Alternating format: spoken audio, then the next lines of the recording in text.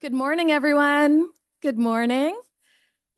A very warm welcome to our open house for our graduate professional master's degrees here at the Munk School of Global Affairs and Public Policy.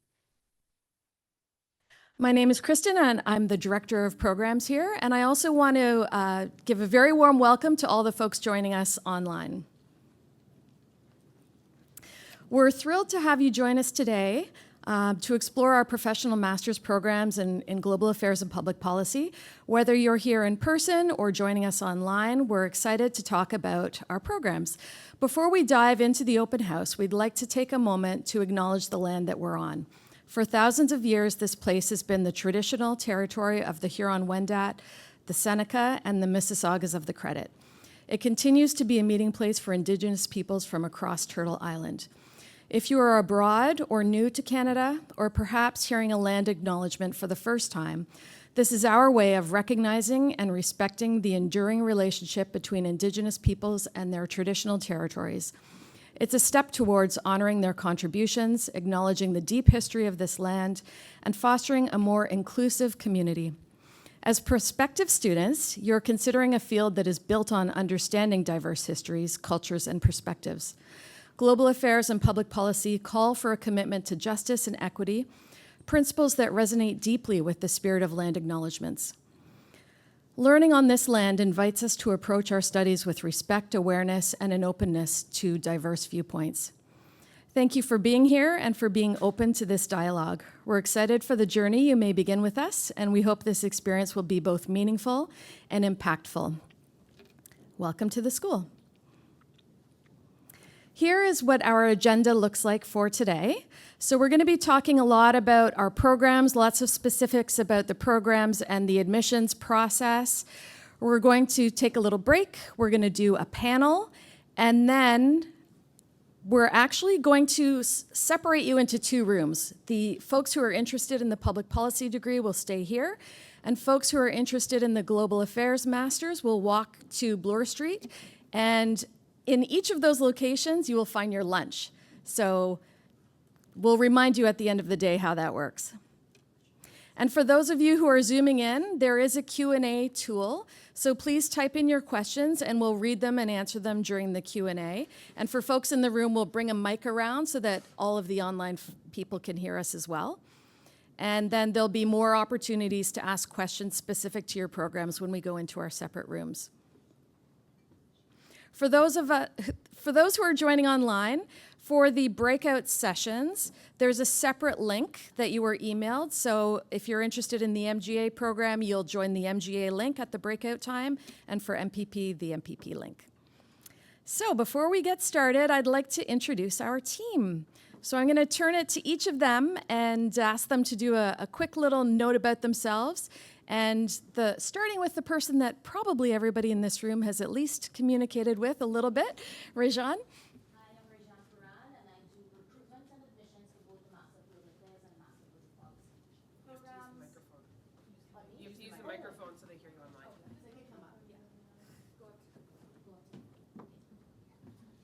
I'm Rejan Puran. I'm sure you all know me. I do recruitment and admissions for both the Master of Public Policy and the Master of Global Affairs master degree programs. Agatha? Hi, my name is Agatha, and I'm the program coordinator in student leadership and learning engagement, and I work closely with the student leadership initiatives. Hello, everyone. My name is Katie Boomgart, and I'm the program manager of internships and careers, and I work very closely with students in the first year of the program to help them identify and secure their internship. I moved one chair, now I'm out of breath. I'm Kate Dewasha. I'm the manager of career development and alumni engagement, so I work closely with you in your second year for the Master of Public Policy program. Hi, good morning, everyone. I'm Megan Ball. I am the program coordinator for the Master of Global Affairs program. So I handle everything related to course registration, fees, and scholarship, anything related to the academic side of the MGA. Hello, everyone, and welcome. I'm Julia Rao. I'm the manager of global internships and career placement with the MGA program. So I will be working with the MGAs very closely in their first year for career support and everything to do with internships.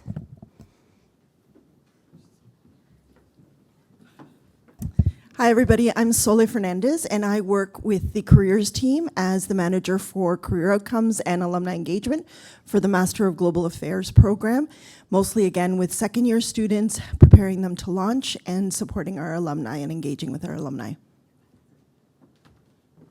Hi everyone, my name is Sophia Dong. I work for the MGA team as their program assistant. You can come to me for anything. It's true. Okay, I'm going to turn it over to Rejan to start talking about our programs. Okay, good morning, everyone.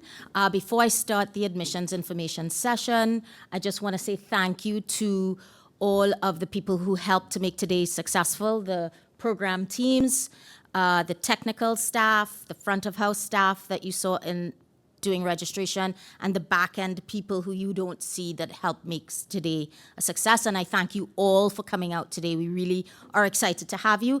If there are people, prospects in the back there who need to come and find a seat, if you guys could squeeze up on those benches and just let them come in so that they can see the screen, that would be wonderful. Okay, so in today's session, in the admissions information session, this is the agenda for this talk.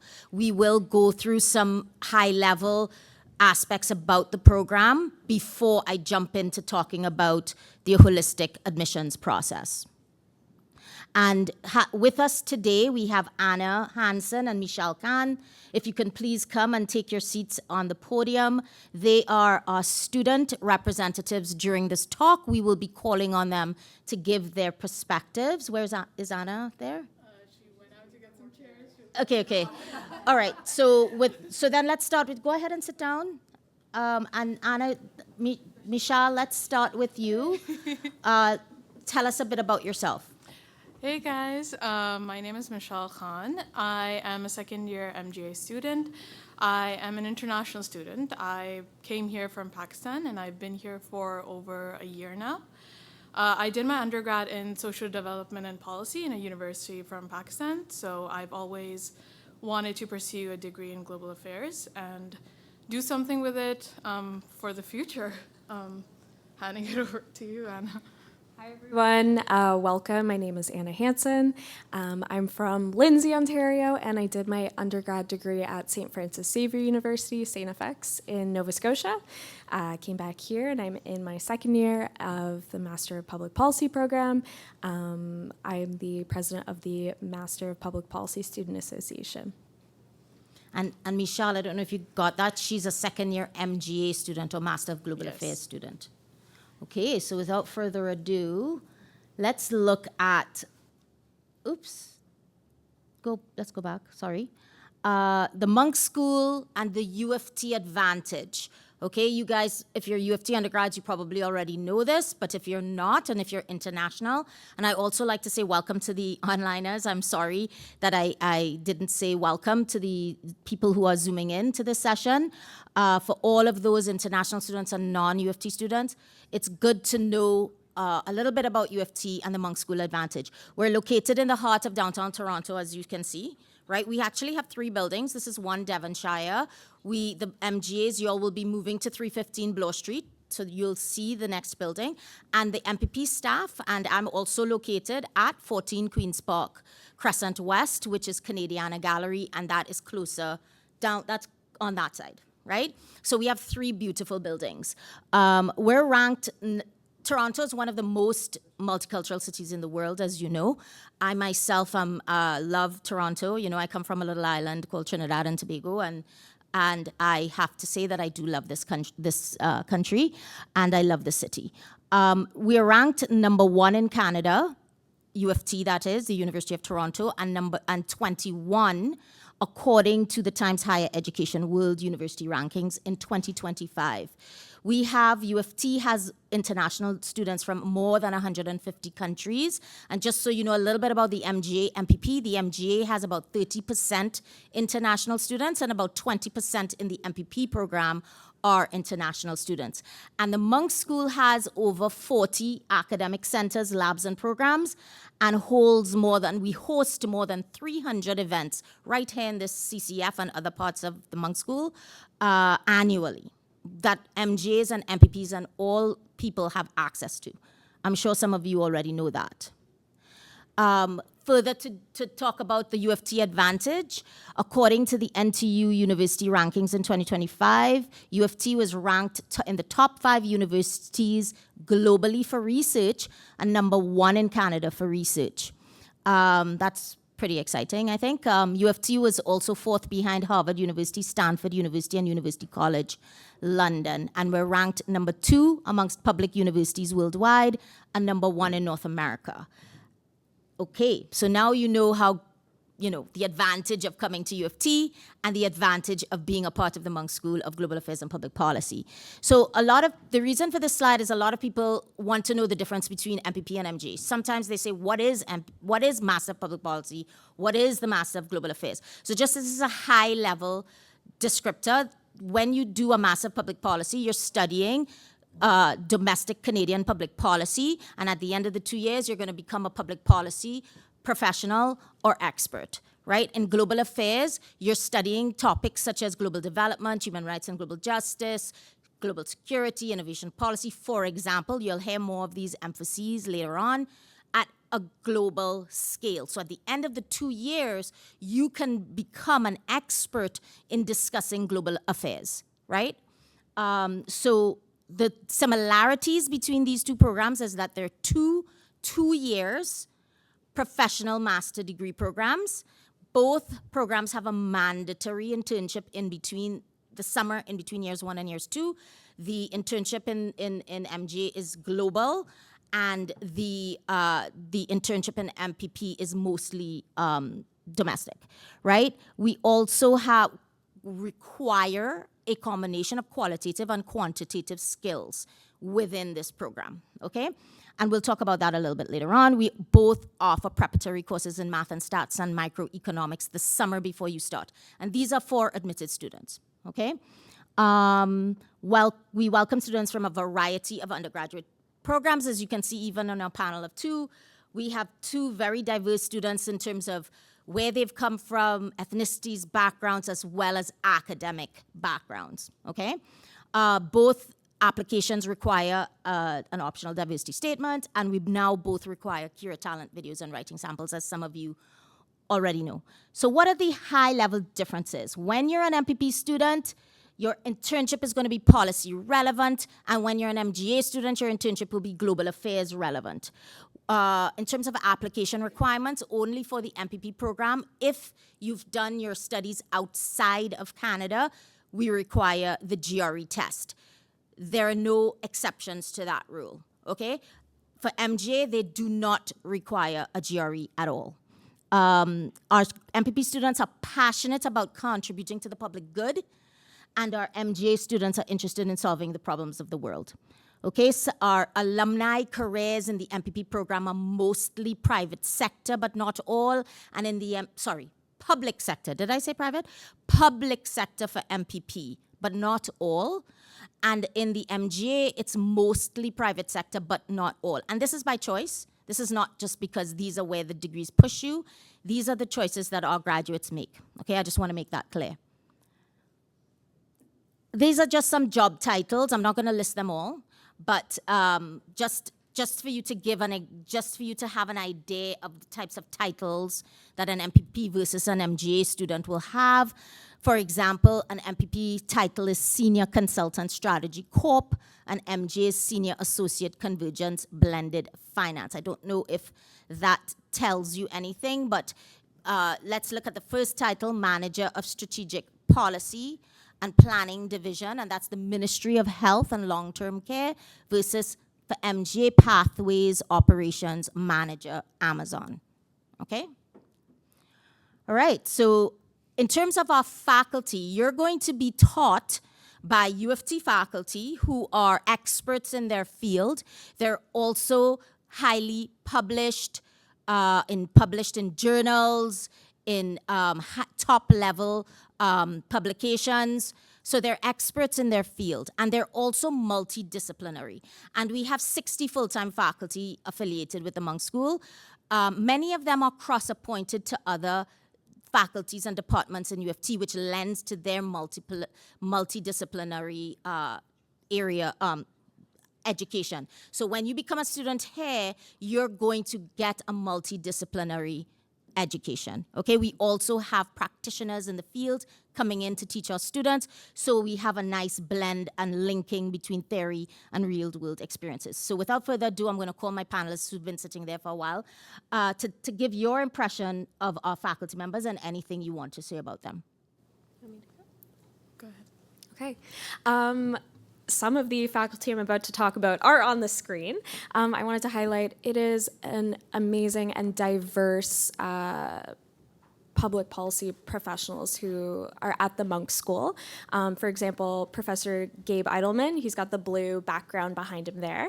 I took his urban policy class. He is cross-appointed at the School of Cities at U of T as well. And in his class, we went on field trips. He brings his academic research into what is required for solving urban problems. And I could talk about that for a while now. I'll turn it to Michelle.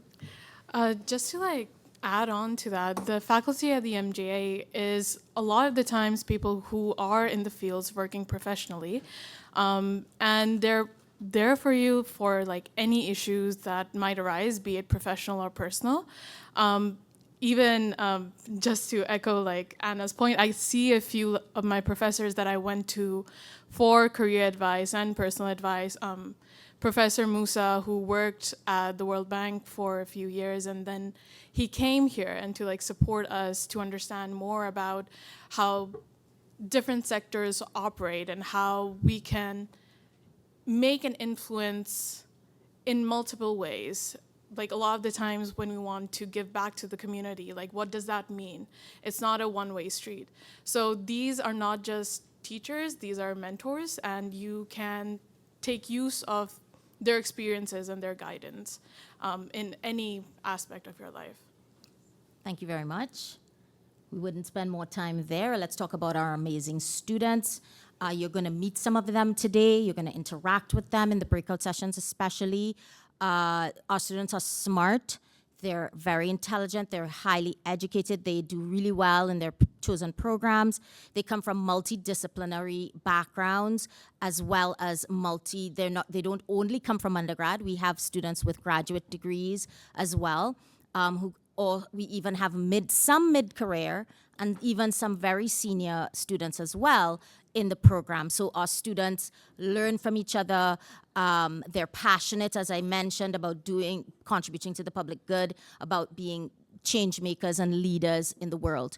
And before I go on, I would like to ask Michelle and Anna to talk about their cohorts and their perspectives from a student perspective. So I'd say my experience with the cohort has been that it's an amazing experience because everyone here, even though you might be the same age, you might be from the same background, but the experiences are very different. And you see people from different spaces in life, and they've come from different countries, different backgrounds, different ages. So when you work in a group setting, which is something that the MGA program really hones in on, and you will be working on different group projects, you'll get the opportunity to work with these people and understand more and learn more through their experiences. I'll hand it over to Anna.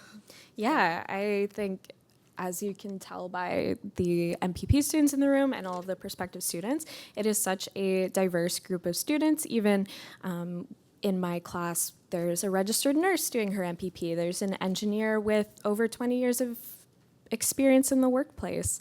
And yes, we're all coming from different backgrounds, and that we're coming to learn public policy. But the way that people have been trained to think in their different professions always makes for such interesting conversations and different viewpoints on how to solve different problems. So I've learned a lot from my peers.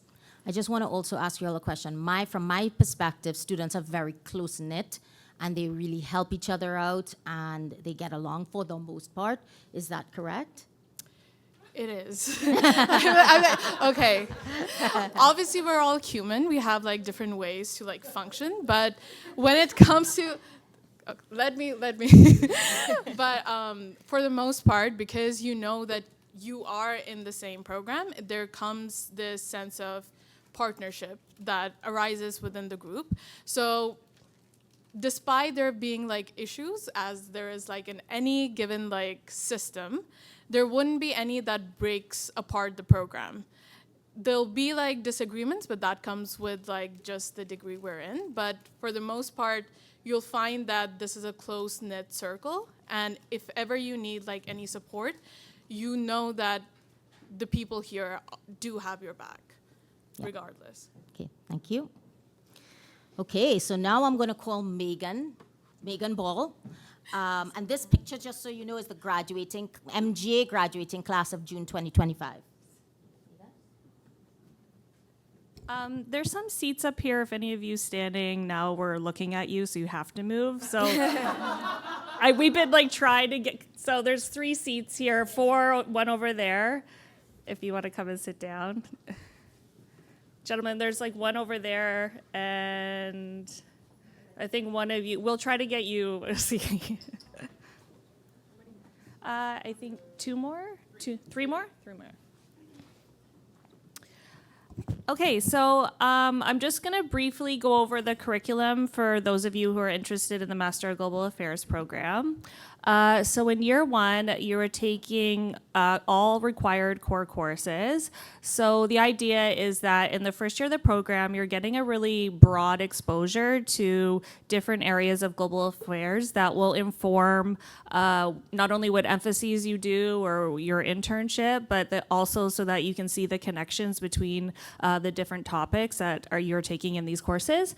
So in year 1, you're going to be taking global innovation policy, global development, global security, microeconomics and macroeconomics, statistics for global affairs, global justice and human rights.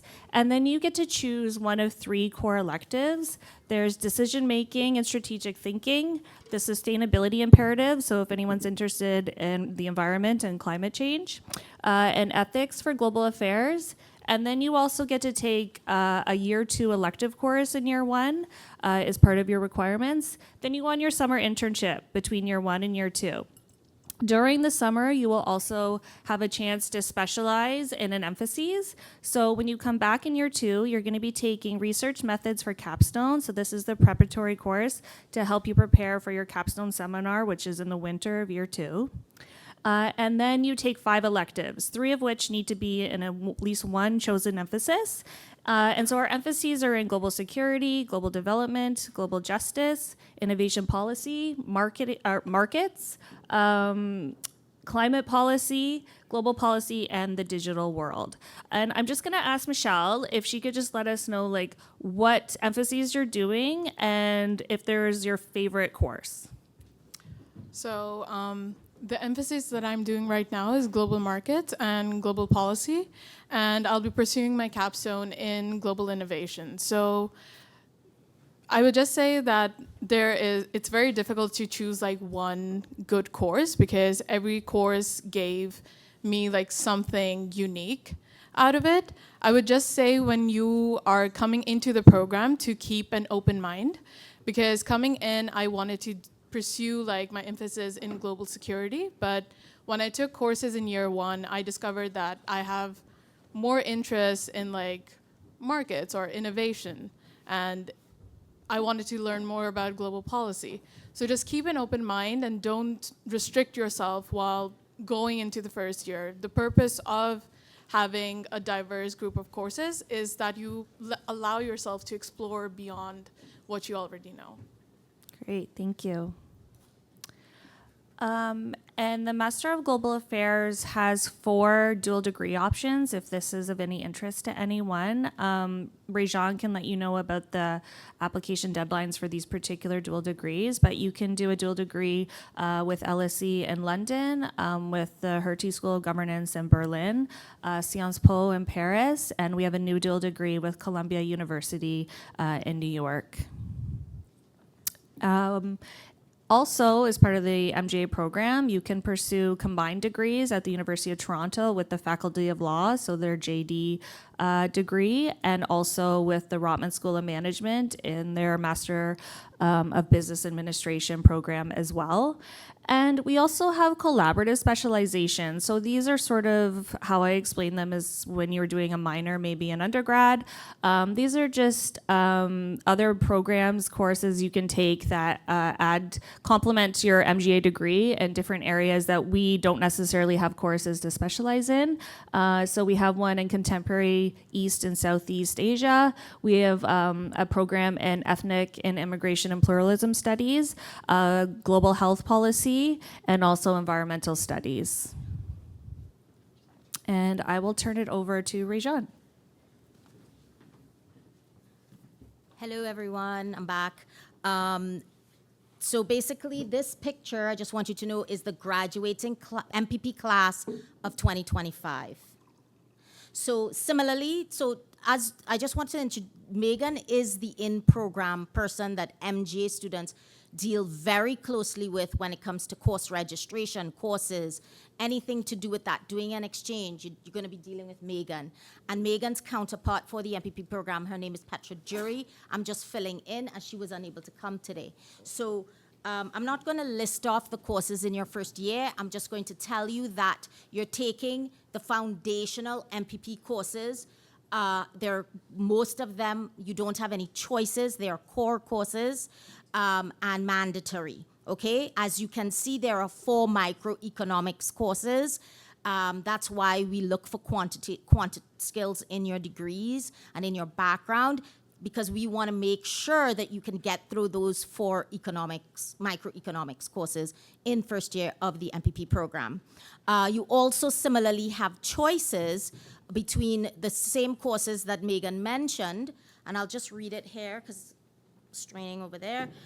You have a choice between the sustainability imperative implications for global affairs and public policy, or decision making and strategic thinking. So you get to choose one of those 2 elective courses, and then there's before you get into the summer, which is when you will do your internship. The summer in between years 1 and years 2 is when you do your policy relevant internship. When you get into year 2, you have a lot more choice in year 2. You get to choose from more elective courses, and you can build out your public policy degree anyhow you choose to, whether you choose to specialize in a particular area, whether you choose to keep your public policy degree general. In your second year, you really have the opportunity to delve deeper and to be more focused, right?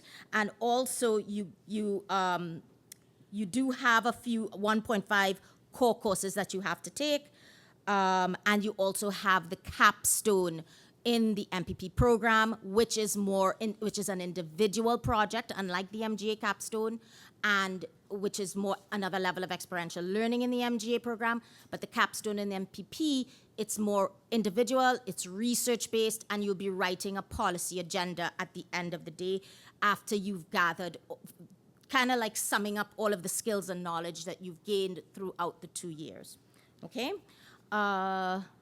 Let's go on. Okay, so you also have, now this is not mandatory, but you do have a choice between 3 emphases in the public policy program. Those emphases are an emphasis in economics and public policy. You have a public and not-profit management and administration emphasis, and a social and urban policy emphasis. And if you choose to do one of those emphases, you're basically doing 1.5 credits per emphasis. And that, as I said, is not mandatory. It's a choice, okay? You also have some collaborative specializations, similar to what Megan said. It works exactly the same way collaborative specializations work in the MGA program. If you choose to do one, you're taking a number of intensive number of courses in that particular area in your second year, and you will graduate with your Master of Public Policy with a collaborative specialization in X or Y. Let's say you're interested in global policy, global health. You will get an MPP with a collaborative specialization in global health. Okay? We also have a combined, okay, let me go to the next slide. No. Yes, we have a combined JD MPP, which is basically with the UFT Law School. It's a 4-year program. Rule of thumb, same with JD MGA, same with JD MPP, same with the MGA MBA. You're applying to both programs. If you get into both programs, you can then do the combined, or in the case of the JD, you apply to the JD program, you get into first year law, and in your first year of law school, you could tack on MPP or MGA. Similarly to the MGA MBA, you get into the MGA program first year, and then you could tack on the MBA. I didn't ask Anna her perspective of MPP courses. Do you want to talk about that now? I'll just quickly mention in my first year, the strategic policy implementation course really prepared me. It was based off of the first semester learning, those baseline like governance and institutions. And then my professor was a retired deputy minister at the Ontario Public Service. So he really prepared us for, okay, here's what a briefing note should look like, here what your deliverables should be going into your internship, which really helped me out. So we've got amazing staff and faculty, and they really make a difference in the work that you do. Thank you, Anna. And just my final slide here to introduce you to the dual degree programs we have through the Master of Public Policy program. We just introduced one with IE in Spain, the Master of International Relations, and the MPP at UFT Monk. So you apply through the partner school for this particular dual degree, just like the 3 duals that Megan mentioned. You're applying through LSE, Hertie, and Sciences Po for the ones with MGA. In this case, you're applying through IE Spain, IE University in Spain, and both institutions will review the applications. If you get a yes from both institutions, you get into the dual degree program. You spend your first year in Spain, you do your global, then you come to second year in MPP. It's a kind of a different path for this dual degree than the 3 duals that we have with MGA, which I could get into another time or in another way. But this is very exciting news. We just introduced 4 dual degrees with Columbia University. So it's the Master of International Affairs and the Master of Public Administration at Columbia combined with our MGA or MPP. So they're 4 separate dual degrees. The big difference is you apply through us, UFT, SGS online portal, which is Grad App. You'll be able to select, and each one is a separate application along with MGA and MPP. They're all separate applications, along with the other duals we mentioned. And therefore, you're paying multiple application fees and preparing multiple applications. We could discuss more. But I'm happy to also announce that those duals are going to be active to apply to come Monday, November 24th at 9 a.m. Okay? And for both programs, you can do an exchange program in the fall of your second year. That's for both the 2-year MGA and the 2-year MPP. And a lot of our partners are through the Center of International Experience. Okay, and I'm going to call Agatha.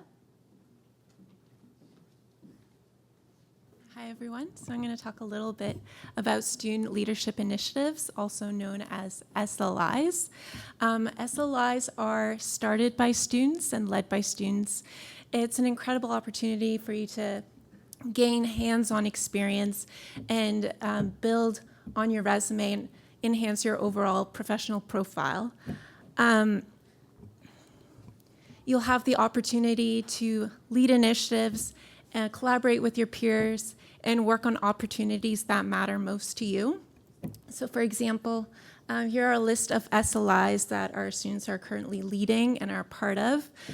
For example, we have the Public Policy and Global Affairs Review, which publishes and showcases student work on pressing policy issues. So of course, through SLIs, you're able to really build on your teamwork, your communication, problem-solving skills, which are all sought after in the the job market. And Anna Michelle, I know you're part of student associations rather than SLIs, but it would be really great if you could talk a little bit about what being involved outside of the classroom looks like, how it has enhanced your student experience, your growth. You can talk a little bit about that. Okay. I actually have been involved in policy innovation initiatives during my first year. And I'd say that it's a really good experience because there's one thing to learn inside the class about conceptual things, but being part of different case competitions, one you can see like on the slide, Ford plus Monk conferences. Like I would really encourage everyone to be involved in different case competitions and different SLIs because it allows you to work with people who, as Anna said, come from different backgrounds. You work with students from MPP, you get a different perspective. And when you take part in like different case competitions, let's say we worked with the science department in one of the KPMG case competitions, and it allows you to think beyond what you're learning within the degree. Like, it allows you to think more how a business student might, or how like a corporation might, how a health expert might. So it's an experience that allows for a more holistic understanding of what you're doing and why it's important and how different minds in different fields can come together and form something meaningful. That's a beautiful way to put it. I think there are amazing opportunities to get involved in different areas, whether you already have an interest or you're looking to learn more. In my first year, I was involved in a mental health policy initiative. I helped organize and host events, so there I have something I can add to my resume. Also, I can attend a lot of the events of the SLIs that are on the screen. So, for example, the other day I attended the Environmental Working Group's panel discussion with professionals in the energy sector on how AI helps or hinders environmental efforts. And the Public Policy and Global Affairs Review, I just got one of my articles published in there. So go check it out. But you've got things that you can add to your resume and also feel good about at the end of the day. That's great. I'll pass it on. Okay, so on to our professional development career service team. So we've already introduced ourselves, but I'll say it again. So I'm Julia, I'm with the MGA program, and then Soleil over here, who is also with the MGA in the second year supports with career services. And then we have Katie, who is going to be with the MPPs in year one, and then Kate with the MPPs in year two. So the Monk School Career Services. So what makes the MGA and MPP programs, their professional degrees, so exceptional is that we provide unique curated career sports services to all of you. For those of you who are at U of T already, you know that U of T has really great career supports, but this is going to be curated to the unique aspects of the MGA and the MPP program. And we're here to champion your journey, so we provide dedicated professional development workshops in both years. The first year is really launching you into your internship, so that's going to be the focus. And then the second year, you're going to be, you're going to be focusing on launching into your actual careers. So those professional development programs will look different, but they're really comprehensive and robust. And then you're going to be getting, as I mentioned, in the first year, that internship support. So that's really laying the foundations to make sure that you have all of the essential tools to land an internship, which, it's very similar to landing a job. And then that specialized career coaching to get you in that career mindset from the get-go. And the internship component of your degree, you are in the internship search. So you are going to be interviewing. So we do interview prep, which is really essential to landing those internships, but then also prep for the next year. And I'm going to pass it over to Katie to give you a little bit more info. Wonderful. So along with what Julia was talking about, we also have a wide range of employer and industry connections. And so we are always connecting you with employers, with industry leaders, through various ways. Through our alumni network, we also have a fellows program at the university, which has senior level professionals from all over the world that are connected to the Monk School. And this allows you to build valuable networks that you can use as you're moving your career forward. And we also have exclusive job opportunities. And so through this network of employers and fellows, we post opportunities that are only for MGA and MPP students.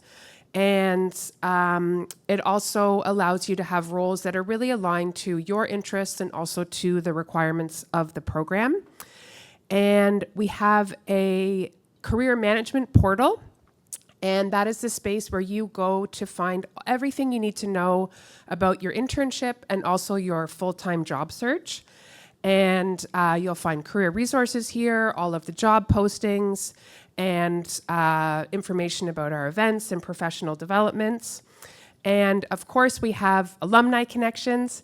And what you will find in the program and also beyond is that through the strong cohort, you're able to build really strong connections with your cohort, but also once you're moving out into the professional world, you'll run into alumni, and you will also see alumni coming back to events. And when you're in the program, we do our best to connect you to those alumni because, as I always say to students, alumni do actually like talking to students and sharing their experience and their insight with you. All right, over to you, Julia. Okay, so we will be deep diving into these things in the panel, so I'm not going to go into too much depth, but the internship is, as you know, a very exciting component of this two-year degree. As we mentioned, it happens in your second year, and we have that whole professional development profile to support you to get there. And this is just a breakdown of where our students end up in their internships. And I think you can see we have multilateral organizations being, the majority, then international organizations, federal government, private sector, think tanks, and nonprofits. So as you can see, it's quite diverse. We have a lot of different options. We have a very robust network in various sectors. And this changes every year. Every cohort is a little bit different. And yeah, actually, Michelle, why don't you tell us where were you this summer and how was the internship? So I was at Arctic 360, which is a think tank and a research center focused on issues related inside the Arctic, be it geopolitical, be it infrastructural. So I got to work with a lot of members from the Inuit community and learn more about their experiences and what they need out of like an uncertain global climate. So it was a really good learning experience. Thank you. Yeah, and then that's one of many unique different experiences that we have. I think this year we had, let's say, about 100 students, and we had something like 60 unique employers. So there's a lot of diversity in terms of what you get to do and who you get to work with and the types of roles that you land. And I'll pass it over to Katie now. Okay, so up here you can see a snapshot of where our students from the summer of 2025 did their internship. And you'll see about 50% of the class was working with the Ontario Public Service. And those students are working in a wide range of ministries, but all doing policy work. And then beyond that, you'll see different types of government. So that might be working with a crown corporation. We also have students working with the federal government, in the nonprofit sector, and in the private sector. And this year, we didn't have any students working internationally, but in other years, we'll have students in Paris, sometimes in Germany, in Greece. So a little bit different than the MGA program, but Julia and I work really closely together when we are posting opportunities to ensure that if there's a fit for global affairs, we'll post it, and public policy, we post those roles together. And typical job titles would be junior policy analyst or research analyst, government relations intern. And Anna, maybe you could briefly talk about your internship. Yes, so I'm part of the Ontario Public Service majority. I was part of the master's level policy co-op program there. I worked in the Ministry of Energy and Mines and the Ministry of Northern Economic Development and Growth. I only have positive things to say about it. I think as I was mentioning before, the policy implementation class really prepared me for the skills that I needed going into the workplace. And then my manager was actually a Monk alumni, so that was great. And it was an amazing learning environment. I got to, if you had told me before I started there, I would have said, rocks, mining, that's not super interesting. But now, critical minerals are such an interesting topic within Ontario and Canada. So I only have positive things to say, and I'm happy to talk about that more in the discussion in the afternoon. Thanks, Anna. And I think that's what's unique about both of these programs is the internship opportunity is a really neat way to explore something that you might not be interested in or might not have thought you'd be interested in, and it allows you to try out different things and then focus on what you've learned in your internship and what you would like to do following the program, and you have your second year in which you can do that. And now I will pass you over to Kate and Soleil. Okay, so in first year, you work with Katie and Julia, and then in the second year of your program, if you're in the MGA program, you'll work with Soleil, and the Master of Public Policy program, you'll work with me to help you find a full-time job, and then beyond when you graduate the program as alum. Okay, so what you're seeing on the screen now are our Master of Public Policy alumni stats by sector. We have a lot of different stats, and certainly we can talk about these in the breakout room, but we thought we'd just share a few key stats. As you can see, most people work in government for the Master of Public Policy program. We have over 1,100 MPP alum, and so most work within government in Canada, especially within the Ontario Public Service and the federal government. Locations, as you can see for the Master of Public Policy program, no surprises here. Ontario is definitely our biggest market, with Toronto being our biggest market next, and then Ottawa, of course. And so since so many alumni are working in Toronto, alum report running into other MPP alum. Anna has a boss that's an MPP alum. You see them at conferences, events. It leads to a very tight-knit community within our alum. And because we only have 1,100, when you run into someone, it's like, oh, you share those experiences. So that's it from me, and over to Soleil. Hi, everybody. So this is the a little bit of some data on the MGA alumni and where they're working. So we this year just passed the 1,000 alumni mark in November. So now we are just over 1,000 alumni graduates from 2012 to 2025. And they're really making an impact in these areas. So as you can see, the majority of our alumni do work in the private sector in various areas within the private sector. Banking is a big one, and startups would be another one, and a few are doing some consulting type roles. Then, of course, we do have those that do work in government and all levels of government. So we do have quite a few alumni working in the federal government, a lot of them in GAC or Defence, Global Affairs Canada or Defence, and then in the Ontario public sector at all various ministries. Across. So the majority of our alumni do start off here in Canada. So believe it or not, Global Affairs, you'd think that we would be much more alumni working abroad. We do have 87% of our alumni kicking off their careers here in Canada and working in Canada. But we are growing in different key areas within the world. So we are having quite a good group of alumni working in the UK and in Europe, and in Asia as well. We have some pockets of people working in those areas.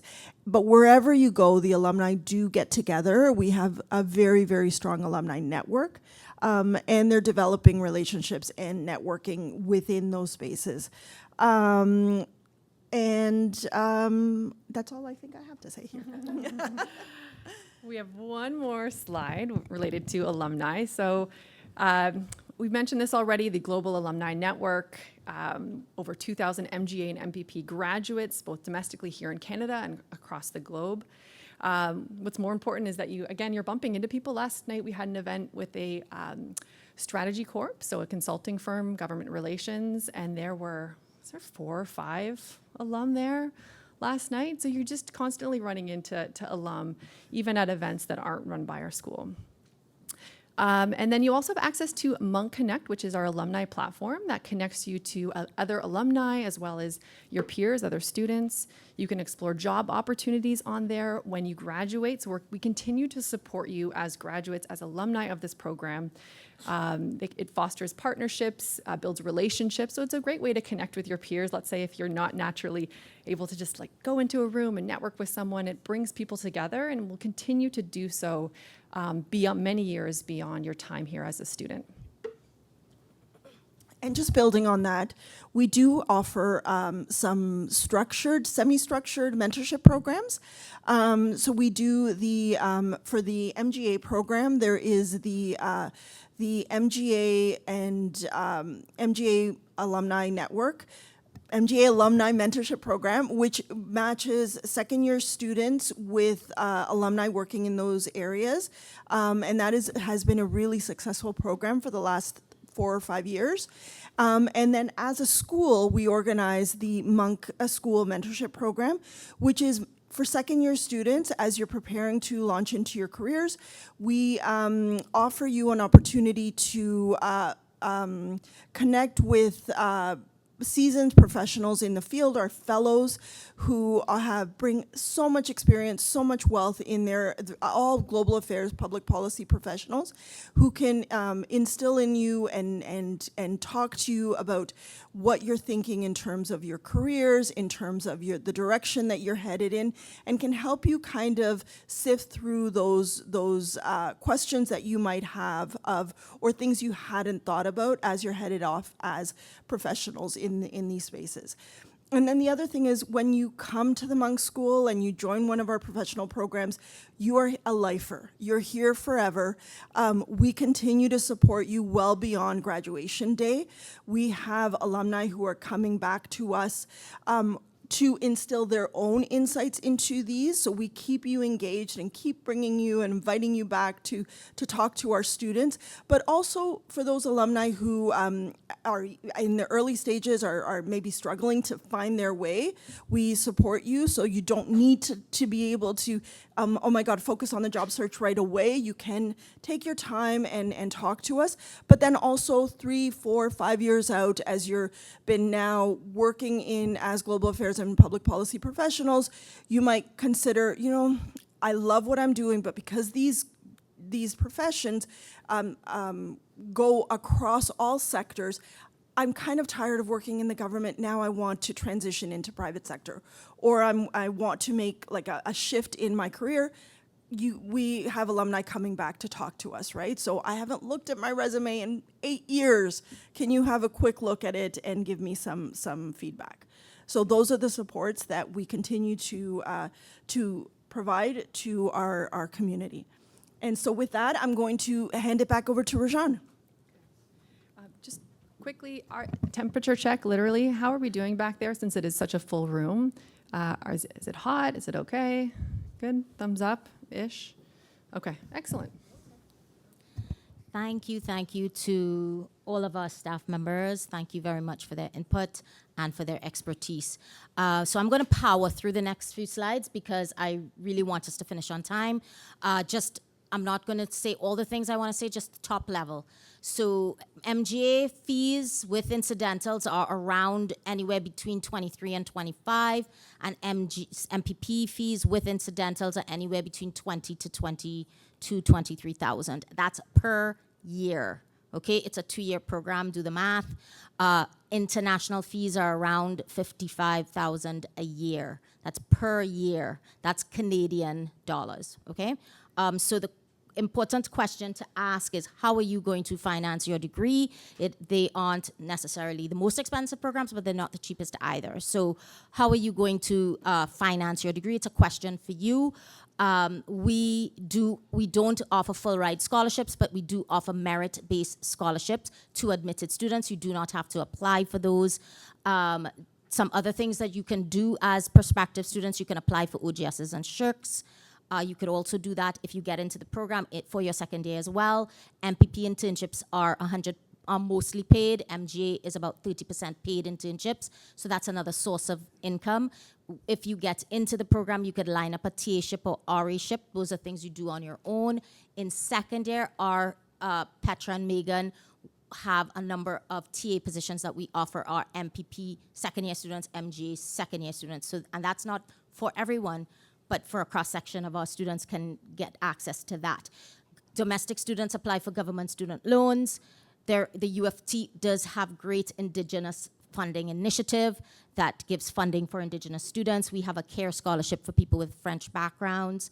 And SLIs, if you're a director of an SLI or you do good work in SLIs, you potentially, I should say, get a small stipend. Okay, so let's jump into the meat of the matter, okay? Admissions, all right? So what are the basic requirements for these degrees? The minimum GPA requirements, we require cumulative GPA of a B, which is a 3.0 on a 4.0 scale, and a final year GPA of a 3.3 or a B plus, a 3.3 on a 4.0 scale. Those are our minimums. So if you have higher, even better. Okay, how do we calculate that final year? We go back to the last 5 full or 10 half courses of 300 and 400 level courses. Okay, and if I have to go back into the third year, even the second year to count that, that's what I have to do. Okay, I'm going to answer a question I know all of you all have. You all are in your 4th year. How are we going to do that? We're not going to really see your winter courses. We go out with offers in early March, so we're going to see your fall courses. So we're counting back from those fall courses that we're going to see into your 3rd year to calculate that final year GPA. So don't panic and don't worry, okay?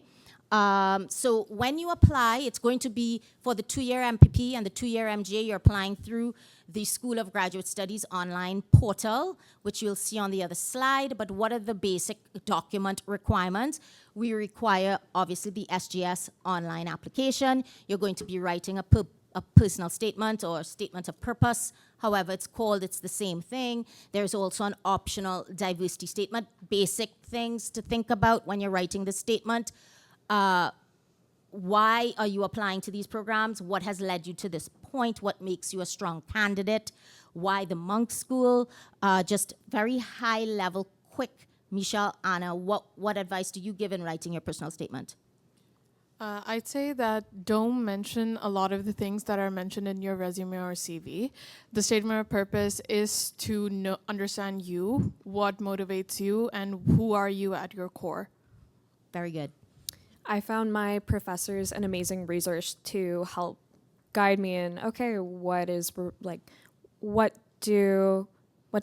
the school want to hear? And as well, they've themselves gone to master's programs. They help students do this every year. So they have lots of knowledge and they are more than happy to help you out. Excellent.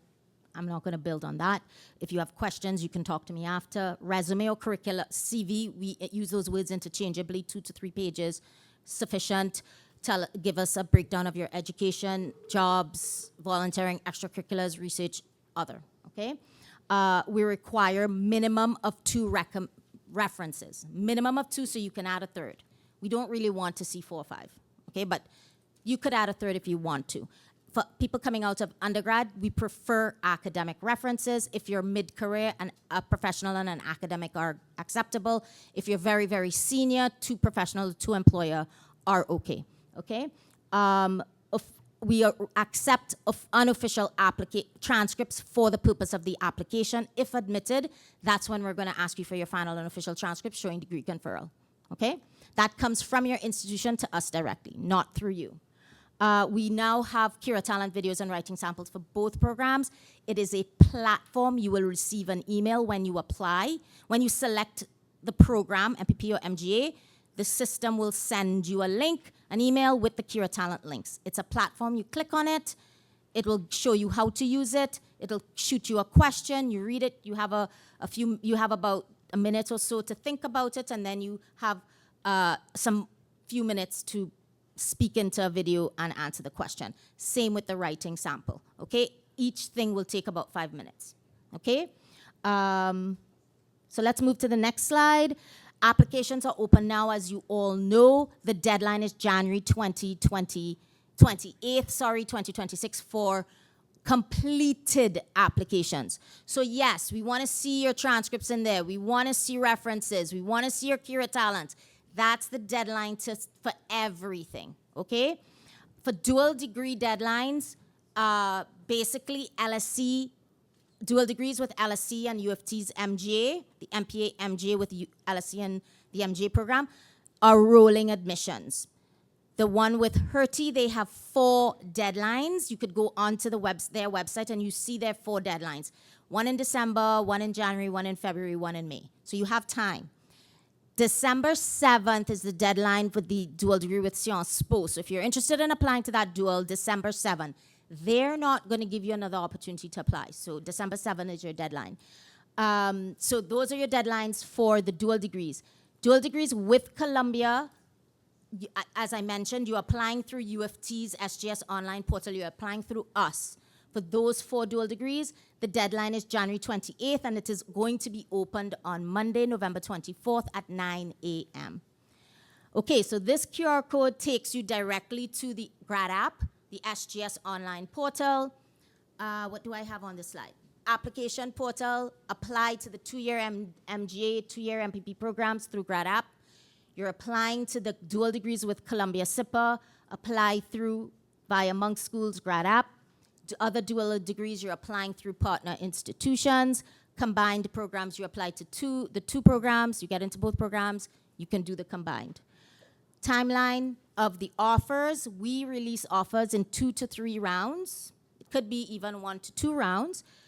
The first round will be early March to late April. Notifications are sent out via grad app. So it'll send you an email saying, log into the portal, there's a decision in there. You go into the portal, you get the decision. Intake, we only have fall starts. If my email address is discover.monk@utoronto.ca, feel free to email me, talk to me today, ask me any questions you may have. We're going to have a short 5 to 10 minute, not even, let's say 5-minute Q&A.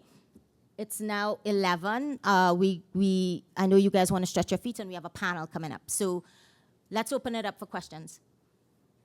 Yes, we need mics.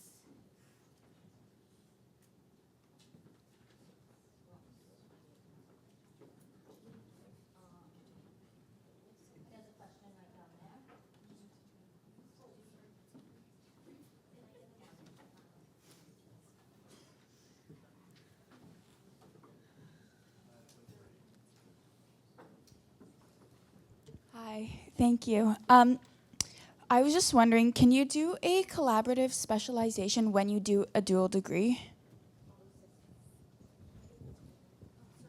Can you repeat the question, please? It's okay. Was the question, can you do a collaborative specialization when you do a dual degree? Okay. So, no. You just wouldn't be able to. Many of the collaborative specializations have a core course that is taken in the first year of the program. And in that case, you'll be at the partner institution. Even if you do the dual degree with Columbia and you start with us, you wouldn't be able to fulfill any second year courses because you're away. So it's only collaborative specializations only work if you're just doing the straight MGA or the combined JD MGA or MGA MBA programs. Onliners could send in their questions as well. There's a question right here, and then there's a question in the back. There's one over there. That one was first. Okay, so 1, 2, 3. Go ahead. Yeah. I think I heard this from someone, but I'm not sure if I understood it correctly. For the application process, if you did your undergrad at UFT, for the transcripts, is there I'm not sure if I heard this incorrectly. Do we have to still pay the fee for? Okay, so for the purpose of the application, we accept unofficial transcripts. So you don't have to get an official transcript to upload. You can upload your unofficial transcript, which shouldn't cost you anything. In the case of if admitted, we're going to ask you for official transcripts. For the MGA program, yes, you will have to pay for the official transcript for it to be sent in. For the MPP, no. We'll get it off of ACON. So for, let's just say MGA, when you're applying for MGA, you can submit the Your unofficial the transcripts unofficial. are accepted for the application. Would this just be for UFT students or for No, any? for everyone, all applicants. Thank you so much. No problem. Go ahead. Hi. So for the MGA application, do you need to have a GRE or GMAT test score? No, it's not required. There are two back there. One, Which one was, sorry, I'm gonna go here first and then. Hi, I just had a question about the MGA program and the MPP emphasis. So in the MGA program, we can like choose whichever emphasis we want, but in the MPP, there's like 3 topics that are given to us. okay, so I'll answer the MPP and then pass you on to Megan. You have 3 emphases, as I mentioned, in the MPP program, and they are choice. Okay, you can choose one. Yeah, so in the MPP, you are not required to do an emphasis. In the MGA, you are. You have to do at least one. Most students do 2, but you're required to do an emphasis in the MGA program. Thank you for hosting this event, first and foremost. So my question is, does credit or no credit in a 4th-year course reflect poorly in the admissions process, or is that not a concern? It depends on how many credit, no credit. I always say, if it's 1 or 2, that's fine. If you have an entire year of credit, no credit, that may pose a problem. Just my question, perhaps I missed this, is what's the deadline for the dual program with the JDA, like the JD program at UFT? Okay, so how the combined degrees work, you're going to be applying to both programs separately. So you're going to be meeting the JD program deadline, which was November 1st. Okay, that's passed. And our deadline is coming up January 28th. The other way, as I mentioned, is that you apply to the JD program.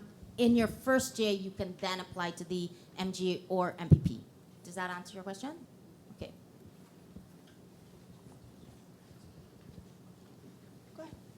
Go ahead. We'll take 2 more questions. And if anybody online wants to feed their questions, because I don't see any online questions. Go ahead. I had a question about the Columbia dual degree program. If you apply to that, are you assessed as a separate cohort, as in if you perhaps don't get into Columbia but you get into the MPP, you're not in the MPP program, or is this separately assessed, then you'd still be eligible for the MPP program at UFT? Very good question. They're all separate applications. So if you apply to the 2-year MPP and you apply to one of the duals, and you get into both, you then have to choose one and decline the other. If you get into just one, that's the one you get into. Okay? So they're all separate applications with separate application fees. I just want to make that really clear. Go ahead. Okay, so there's one there and there's one here. So go ahead. Yeah, so my question is about the student leadership initiatives. Yeah. Just for the things like case competitions and things like that, is that something that students need to apply for and then be selected to, or is it sort of just open to anybody who wants to sign up for it? I can talk a little bit about the case comps, and then Agatha can talk about SLIs. So for the case competitions, there are about 6 to 8 case competitions that are available to students, and there are some that are application and more merit-based, so there would be perhaps an interview or something that you would need to write. But we also have the Monk Fall case competition, and that's open to all students. There's no application, and that's meant to be a learning opportunity for students because we know a lot of students aren't coming in with case competition experience, and so we're giving you an opportunity to learn about case competitions, and then that can be a stepping stone for getting involved with other competitions. And I can just add to that, there's also the Ford and Monk conference, and that also has an application process. I mean, all the SLIs really have an application process, but obviously we want all you to be involved, so they're very open to applicants and the process, yeah. Okay, so we'll take one more question, and I just want to let you know. Okay, go ahead.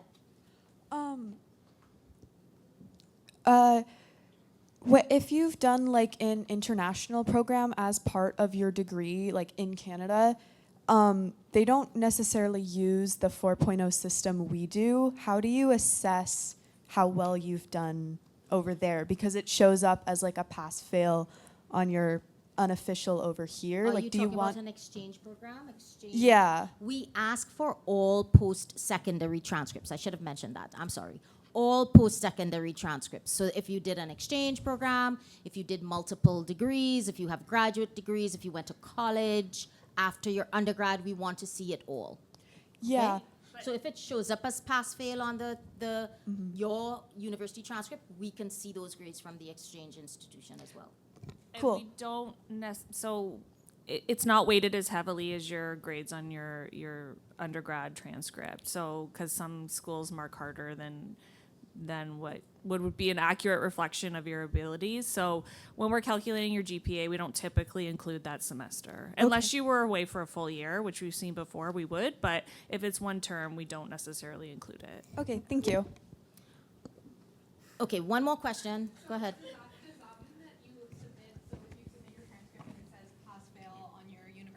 On your university transcript, do you have to submit the separate transcript from the exchange school as well? Yes, we do, because we do review it.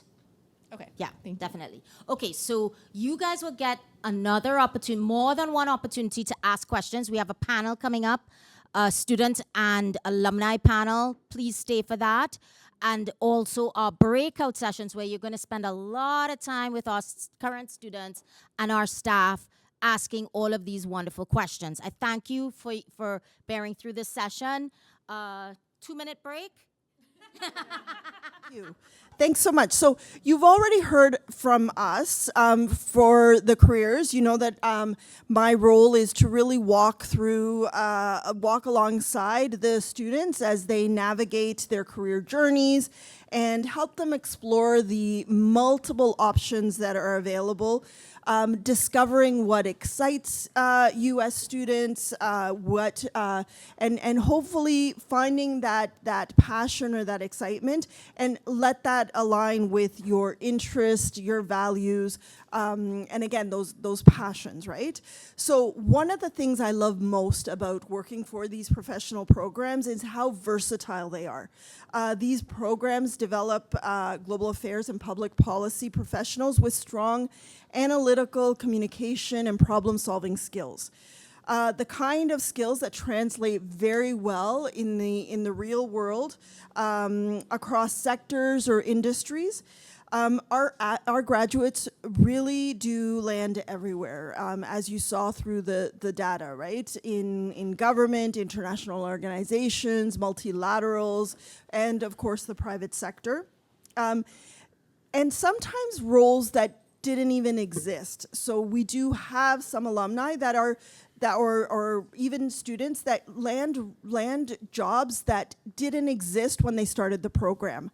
So that's also something to keep in mind. So in my role, I also have the privilege of staying connected with all of our alumni across the MGA and MPP programs. As you've heard, we have just over 2,000 graduates around the world. So today we're going to hear from a couple of our alumni and current students, each bringing their unique stories and set of experiences, and some of which were shaped right here at the Munk School. So let's just get started with, I'm going to ask each of our panelists to introduce themselves, and we'll just take a quick short introduction, 20, 30 seconds, and just so that our audience can kind of get an idea of who you are and the perspective you're bringing to the panel. So Sam, do you want to start? Yeah, I'll kick us off here. Hopefully you all can hear me all right. My name is Sam Sands. I'm a first-year MGA student. A little bit of background on me. I studied history and business at the University of North Carolina at Chapel Hill, originally from the States. After that, I went and studied or worked in investment management in Washington, D.C. for about 3 years. And then here at the Munk School, I'm interested in security and defense particularly. Hi, everybody. I'm Julia Enright. I graduated from the MPP program in 2024. Prior to that, I had a background in economics, and currently I'm working in public sector consulting at KPMG. Hi, everyone. I'm Nasreen. I'm a Master of Public Policy student. I have a previous Master's in International Development, and my research interests lie in labor market equity, macroeconomic policy, and the future of work. Hello, everyone. My name is Antoine Fougère Ramsamouj. I graduated in 2024 from the MGA program. I have a master's degree in history as well as my Master's of Global Affairs, and I'm currently working as a senior advisor for the Lieutenant Governor of Ontario. Excellent. Thank you guys so much. So to start off the panel, I'll ask, why did you, and maybe I'll start with Julia, why did you decide to pursue an MPP program? And what drew you to policy in the first place? And what ultimately made the Munk School feel like the right choice for you? For sure. So I think what drew me to policy in the first place is it's really being able to problem solve in like a very ambiguous area between law, but you're also doing some implementation work. You get to work on a great range of topics. There's a lot of lateral mobility in policy work. And I think what drew me to the Munk School in particular was I knew that I wanted my career to kind of span across the private and public sectors. And I think being in Toronto was the right choice for that. I think the connections that the Munk School had were the right choice for that. And I think the very like hands-on nature of the degree made me feel like I could be successful here and it would give me the skills I needed moving forward. Great, thank you so much. Antoine, do you want to give just an idea of what drew you to the Munk School and also what the global affairs perspective? Yeah, global affairs, I always said it's a study of the world's problems, possible solutions to those problems, and then the obstacles to those solutions. And in like your early 20s with like the world changing so much, I think just for your soul, it's good to have a program that lets you understand the world a little bit better, even though it makes you sad at times. And just with regards to why I decided to join when I joined, I did my first master's during COVID, but then I had a pretty straightforward career in teaching that was kind of lined up for me, but I didn't love teaching as much as one needs to love teaching to actually do it. And so, you know, Munk was really there to bridge that gap from that academic, educational aspect of my life to now the more professional, government-centered aspect of my life. Thank you. And so just before we move into the student experience, I just want to build a little bit more on the alumni perspective. And and this could be for either of you, or you can both chime in on this question, is what advice would you give a student who's currently considering the program? And this could include anything from how you think about the program, the fit, to navigating the application process, or even how you approached your own decision-making at that time. Yeah, I can start off. I think how I approach the application process and my thinking is I wasn't 100% set in what I wanted to do in the policy area I wanted to be in, but I had a little bit of experience with the federal government and knew that that type of work was really important and really kind of fulfilled me. And I think I was really open about kind of not being sure exactly where I wanted to go in my policy journey when I was applying. And I think that kind of honesty and kind of laying out the reasons I wanted to do the work, even if you're unsure of exactly kind of the domain you want to be in, was something I really tried to highlight in my application. Yeah, I think I'll leave it there for now, but. Yeah, I would say if you're choosing between the MPP and the MGA, don't apply for the program you think is going to get you a job faster. Apply to the program that genuinely interests you.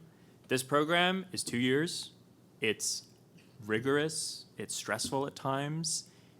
It is easier when you genuinely like the content that you're studying and you're surrounded by people who also are interested in the content. My closest friends from the program are still people I have geopolitical conversations and debates with because we're all nerds of the subject, right? And I would say that. And then secondly, what Julia was hinting at is authenticity. It's a cliche, but be yourself. And inauthenticity shows. It shows in a written interview. It shows in applications. And this is beyond applying to this program. This is for job interviews as well. Be yourself. Thank you. Great advice. So now we're going to move on a little bit into what the program experience is. Now, of course, our alumni can speak, but let's talk a little bit to the actual students that are in the program right now.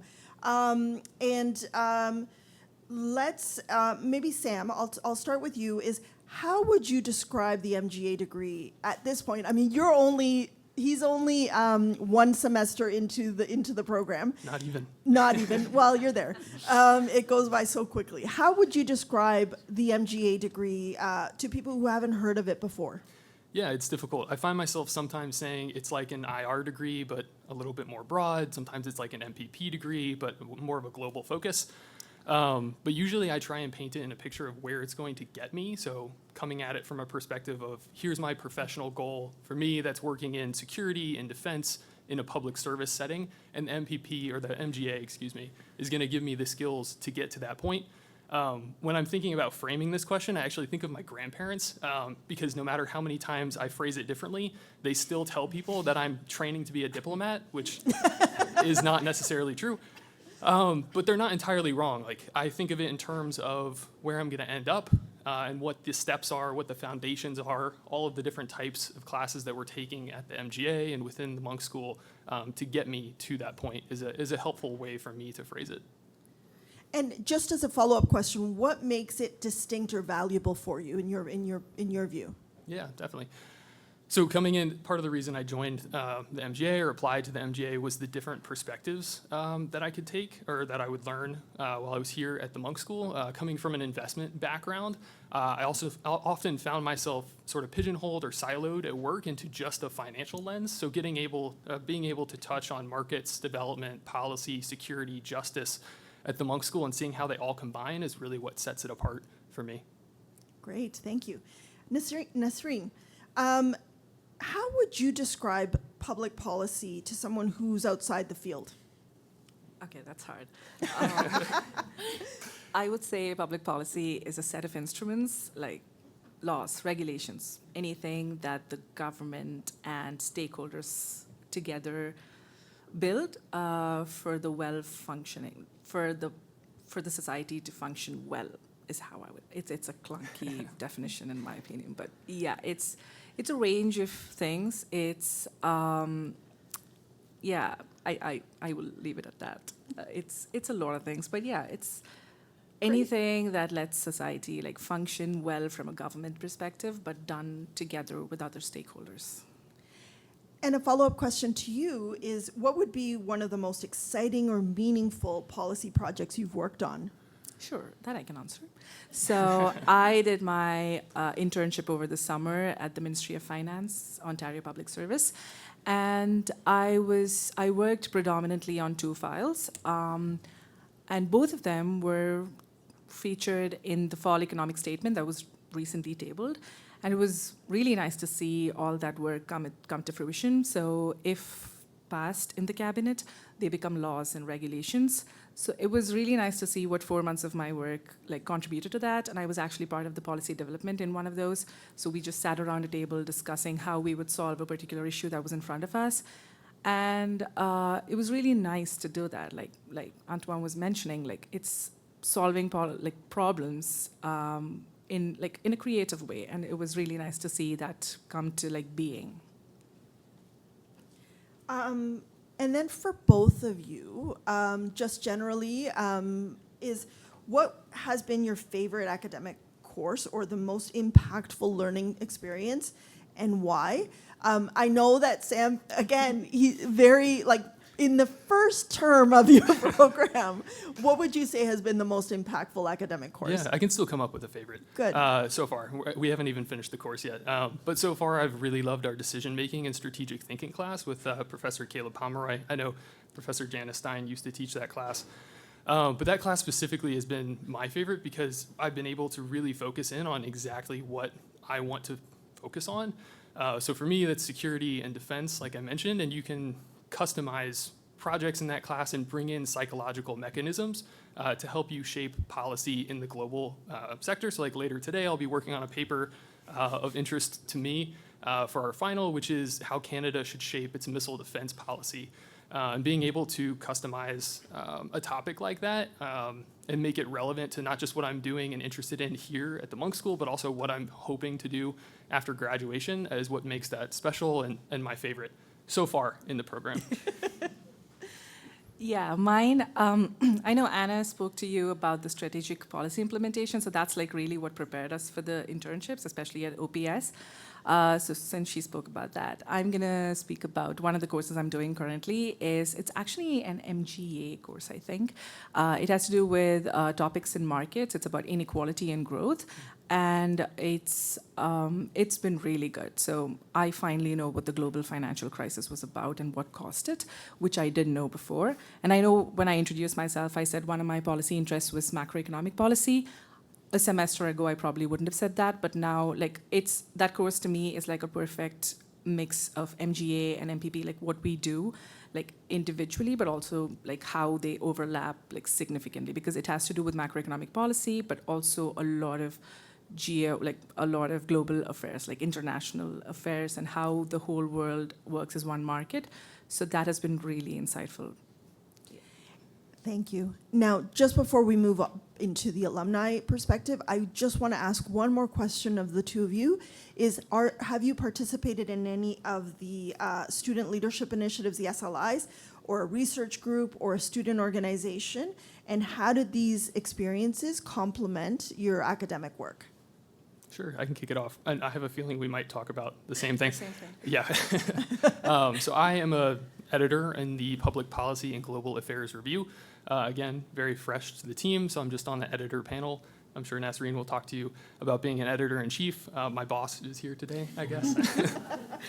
But in that editor role, I am working on monthly papers, and we also have an opportunity to publish at some point during the year. But working on those monthly papers, helping authors like, I think Anna mentioned it earlier in the previous section, refine their ideas and get them published. So I had to apologize to Anna for some of my late night edits too.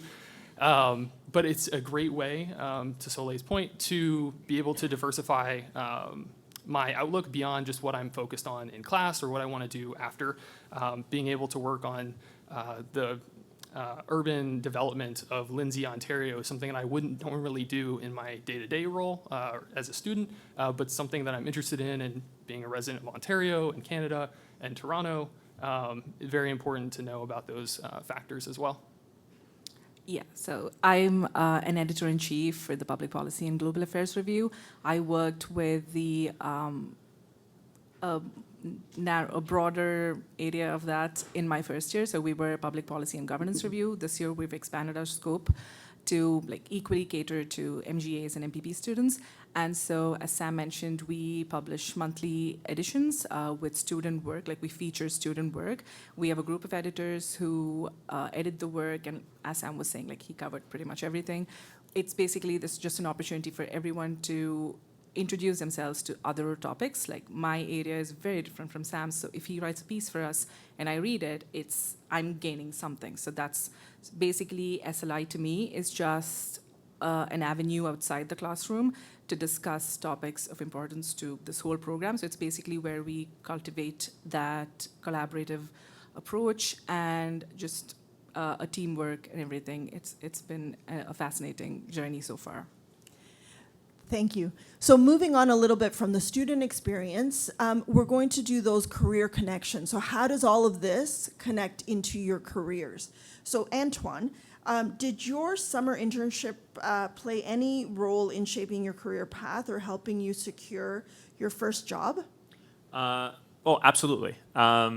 Now, was it linked to something that I was interested in? No. It was kind of the first internship that accepted me, and it was in Montreal, and I was like, I want to spend a summer in Montreal. Let's do that. But all that to say is having that work experience during the summer was incredibly useful for leaving the program and being able to tell people who are interviewing you, oh, I haven't just been at school for 2 years, right? I have this 4-month kind of business quarter amount of time of work under my belt. A lot of the people who are in the program, they continue working with their summer internships either during school, I don't know how they did that, or immediately after. And so for me, while it wasn't linked to my interests on paper, it was something that was incredibly impactful for me. And another bit of advice is not letting the search for the perfect ruin the search for the good. I could have held on to this internship that maybe would never have come if it was like a perfect fit, but I chose one that was good, meaningful work that expanded my horizons, and it yielded positive results for my first real job out of Monk. And a quick follow-up, because this happens a lot in at least with the MGA internships, but I can't remember if this was in your case as well, but did your career take a different turn after the internship as expected? Yeah, I mean, I would say the different turn was the internship. It was, I always knew, I did my internship in international development, and I always knew that I wasn't going to end up in the international development sphere, but I didn't let that prevent me from doing an internship there, because it's good work, it was interesting work, work that you can just do for 4 months, and it looks good on a resume. And the fact that it contributed to this holistic aspect to the way I view the world, also was very good for me in an interviewee chair. Thank you. So, Julia, I'm going to ask you the same question. Did your summer internship set the direction? How did that prepare you for the job to tackle that first job? And I'll combine it with the second follow-up question that I did. Did it set you in a different direction than you had originally thought that you were headed in? Yeah, so I did my internship at the Federal Treasury Board Secretariat in the Office of the Chief Information Officer. So I was working in a deputy minister's office for the summer, doing everything digital government, IT policy. I got to contribute to AI guidelines and things like that. I think it was really meaningful work given the way the government needs to be, digitalizing more than ever now. I also think that working in a very fast-paced environment and having to learn a lot of new technical skills was really, really important and really shaped me to be able to go and apply for jobs and be successful in my job now.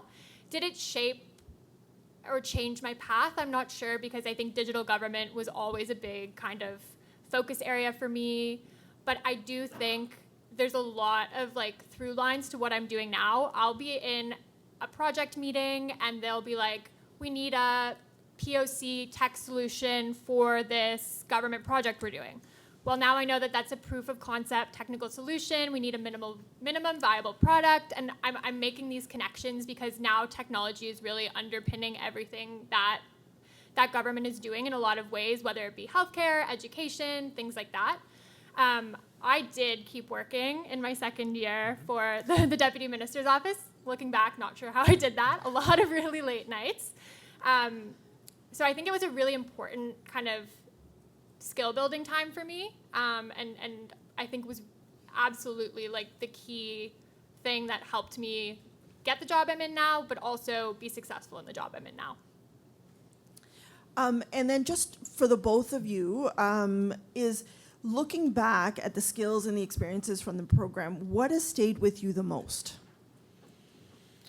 I'll go. I think something's jumping right out to me. I think being able to synthesize a lot of information very quickly is probably one of the biggest skill sets you get at Monk. You're doing environmental scans, jurisdictional scans, 5,000-word research papers, and you really need to be able to communicate all of that very clearly.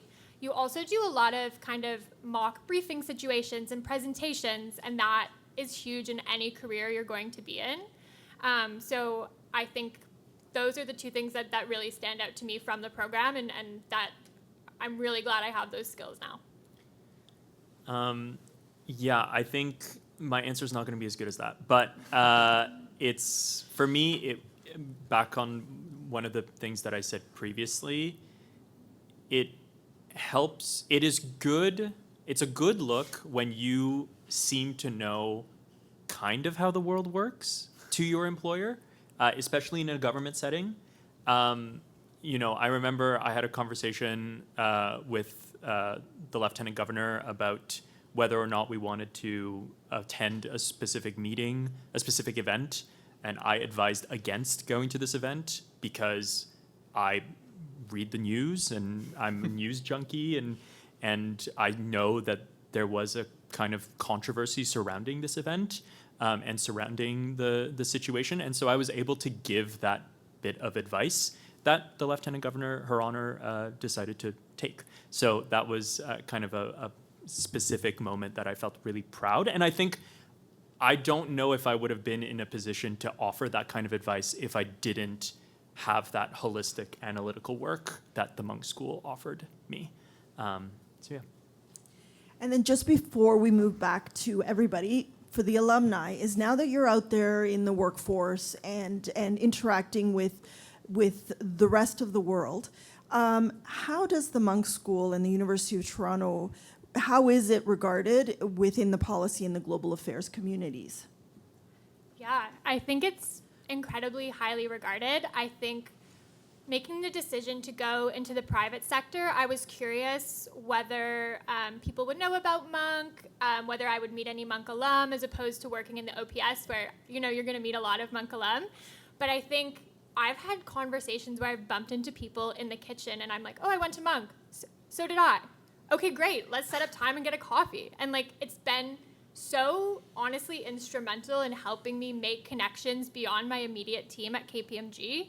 I also think it's like it's very highly regarded. And even yesterday, I was in an Uber with a partner on our way back from a big client presentation. And he was like, you went to Munk, right? I was like, yes. And he's like, how did you like it? Tell me everything about it.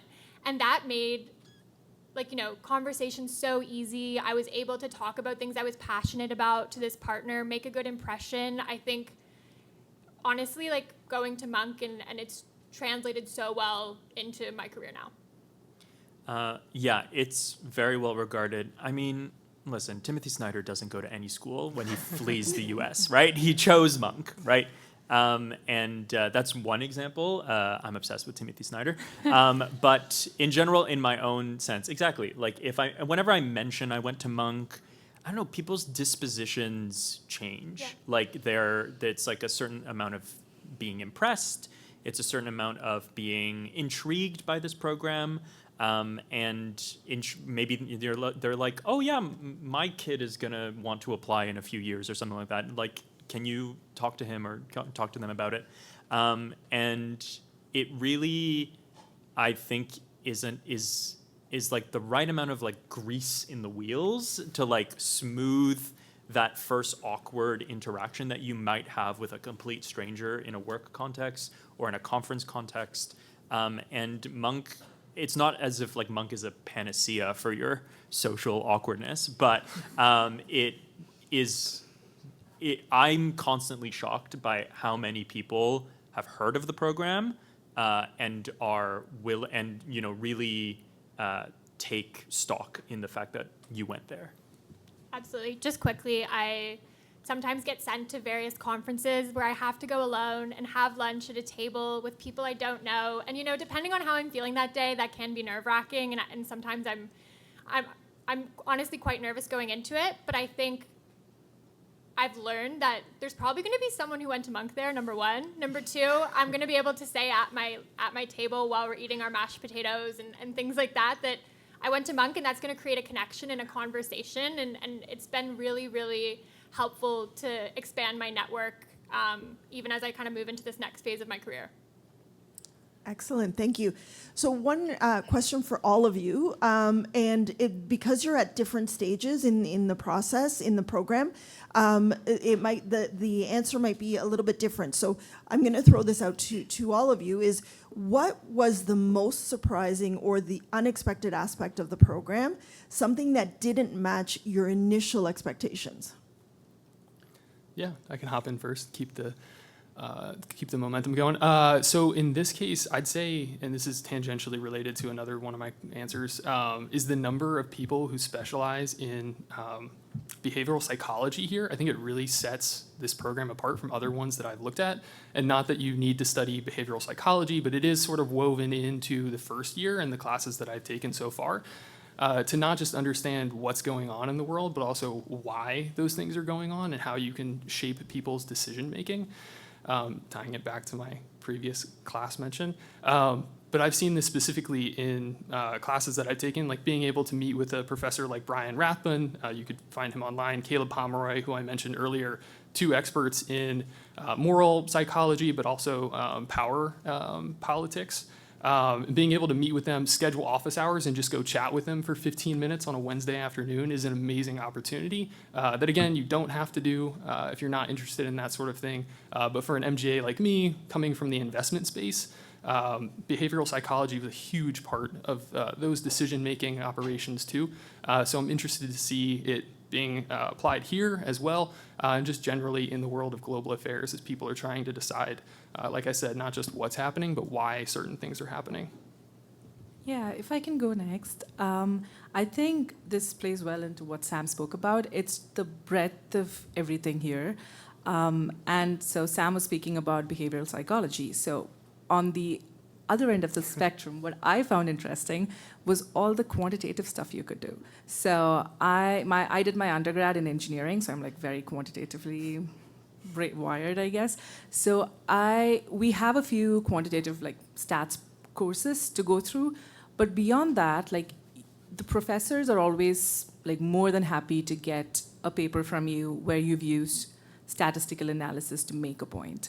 And it's just the methodological pluralism and the breadth of the interdisciplinary like approach to policy, and I assume for global affairs as well. It's very interdisciplinary, and you have the option to pursue what you like within the courses and the structure that you're put into, and I found that really nice. I think for me, it's kind of going more broader than your point about the accessibility of the professors. I think Monk makes you feel as though this institution wants you to succeed. And I think that's very, very rare to have a feeling that an institution, not only an institution, but a prestigious, world-renowned institution cares about the success of a 20-something-year-old or cares about the career pivot of someone in their 40s or in their 50s. The more you put into Monk, the more you get out of it. And I really, really felt supported by the staff, by the professors. And I don't know, that's something you don't come across every day. Yeah, I agree with what everyone has said about accessibility of professors especially.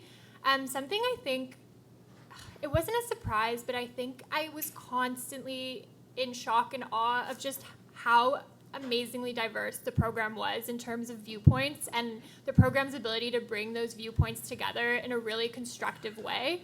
I was constantly, especially in second year, sitting in smaller size classes around a table. We're talking about what's in the news, and my classmates were able to provide such a perspective. They had gone through different policy shifts from the global community that they had experienced that I had no idea about.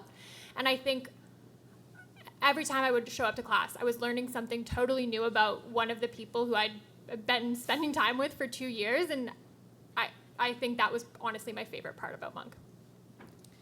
Excellent. Now, I do have one more your typical what was your thought process as you were deciding to choose the program, but I'm going to put that on hold because we do have a little bit of time, and I thought it would be good to just open it up to everyone, and if anybody else had a much better question than the last one that I have, we can ask now.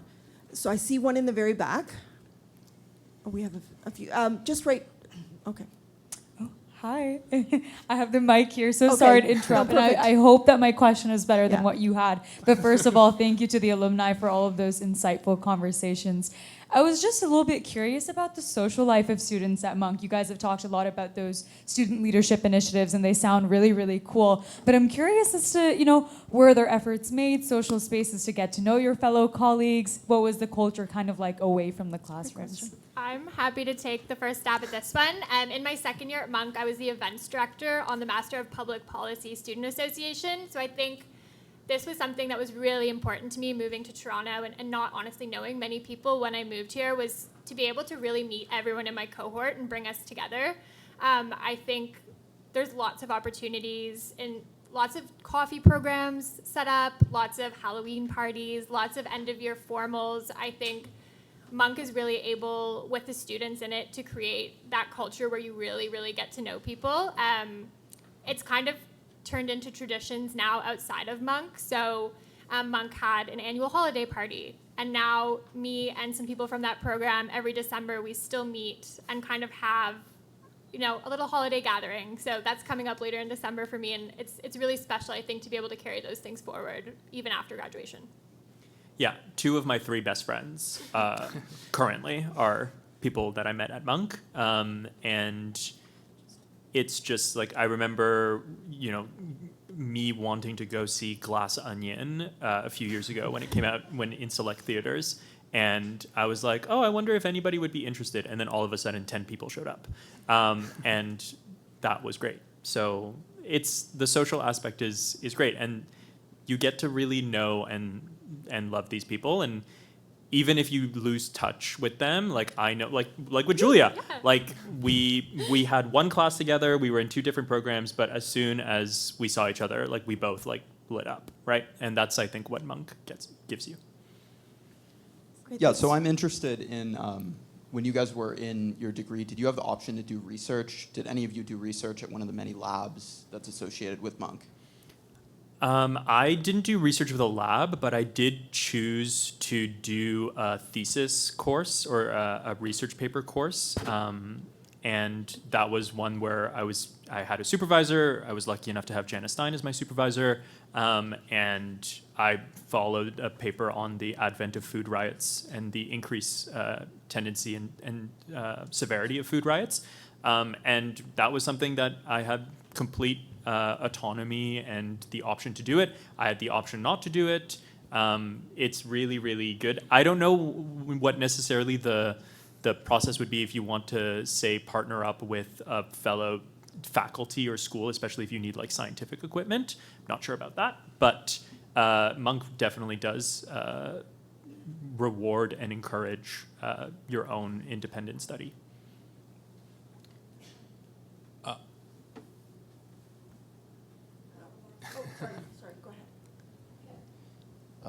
Yeah, so I was hoping if you guys can speak to how, whether like it's the program or courses are changing and adapting to like the big changes in the, political context and in the world. Yeah, so like if there's anything you can talk about on that, just because like I was wondering how the program is like, how agile it is like into responding to that. I can hop in here. I can't speak to the long-term changes. You all might be better at that. But in terms of specific classes changing, a lot of our research projects are based on current events that are happening every single day right now. And we're expected to keep up to date on that and incorporate that into our projects. Like we were just working on a security project a few weeks ago focused on Canada's national defense policy, and we were updating that like the night before to keep up with the budget that had just come out previously. So even if the classes aren't changing, I'm sure they are as well, you are having to adjust within those classes to be able to account for things that are going on in the world every day. Yeah, I would say some of the core programs themselves are really dynamic. So my favorite class was in second year. It was honestly just called Role of Government. And it was 10 people sitting around a table with an ex-clerk of the Privy Council office talking about what's in the news and being like, was government right to intervene here? Should they have pursued a private sector partnership? What are the outcomes? Was there an economic rationale for that? And I think these things never those are always going to be really important questions no matter what the topic is. And I can say the course catalog is not static.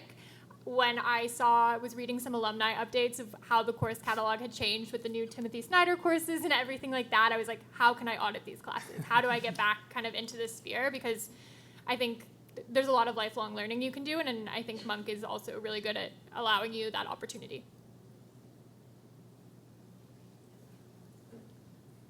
The question I'm going to ask is on top of one of the questions that was asked earlier, which is, given that this is a course-based master's program, what are the opportunities that are available for students to be engaged in research with professors? Is that something that is encouraged, that is the opportunities exist for? And do anyone, like, is there a chance for someone getting their master's from Monk to continue their education into PhD and go into the academic world? Considering that of looking at some of the experts that are in the department, many of them are coming from the actual industry and experience, you know, and I just wanted to explore that with you. I don't know if you have had experiences with that, but just want to ask about that. Thank you. Yeah, I'm actually currently applying for my PhD next year. So I think at Monk, you do have opportunities to work as research assistants with professors, but you also have centers and everything. Opportunities do keep coming up. So that's one way you can do it. But I found that even within most of these courses, especially in your second year, you have a lot of leeway in which ones you take. You can choose courses where there's a substantial research component. And even in the first year, there's this mandatory course called Social Context of Policy Making that we had to do. It was just basically social policy. So every week we went through different areas of social policy. And for the final paper in that course, you could do a paper on any of the topics. So the topics were labor, gender, all of those. And I chose to do a full-fledged statistical analysis informed research paper. And so that was one thing I did. And the professor was also amazing. So he has been helping to help me get it published. So that's one thing they've been doing. And there is a Center for Global Social Policy at Monk. They recently invited pitches for op-eds. So you send in pitches and they pick you, and they basically work with you to get your research published in an op-ed form, in a media publication, so anything like that. And they're a very established center, so you can again get acquainted with them, do research that way. So that's another thing that you can do. But I think yes, like I said, this program, these programs are very broad and very interdisciplinary. So if that's one way you want to go, you always have the flexibility to do that. It just comes down to what you choose. And I think Antoine was talking about the reading course. Mm-hmm. Yeah, so in the second year, you have an opportunity to do a reading course. So that's basically you find an advisor for yourself and you work with them, just one-on-one through the semester. And at the end of it, you jointly, most professors help you come up with a research piece that is substantial enough to get published. So that's also something you can do. And as everyone has been saying, the professors are amazing. So as soon as I said I want to do a PhD, this is a professional program, I reached out to a few professors. They were amazing. I'm going to give you a reference letter. So they've been so helpful. And so yes, you have the opportunity to go in that direction if that's what you feel like doing. And I'll just echo that as professional programs, they're not built to lead kind of intuitively into a PhD program, because that's not. They're really built with career supports and all of that to lead you into your career outside of academia. However, having said that, as I said, there are pathways. They're a little bit more cumbersome, but they're there if you want to. And speaking from the MGA perspective, we do have, I think, currently 5% of our alumni pursuing an additional postgraduate degree, PhD. We do have an MD and someone pursuing. And a few that are pursuing JDs, law degrees. So before we go to the next question, I do have one online, and this one's specifically for you, Sam. Oh, okay. What are potential career opportunities that you're looking forward to for both internships and full-time postgraduate work, considering that your focus is on security and defense? Yeah, of course. I think part of this is keeping up with what's going on every day. just day to day, especially in Canada. So I'll be here after graduation. And in Canada, I know there's a bit of controversy over the budget, but there are cutbacks to other areas and increases in security, especially areas like your RCMPs, your public safeties, your Department of National Defense.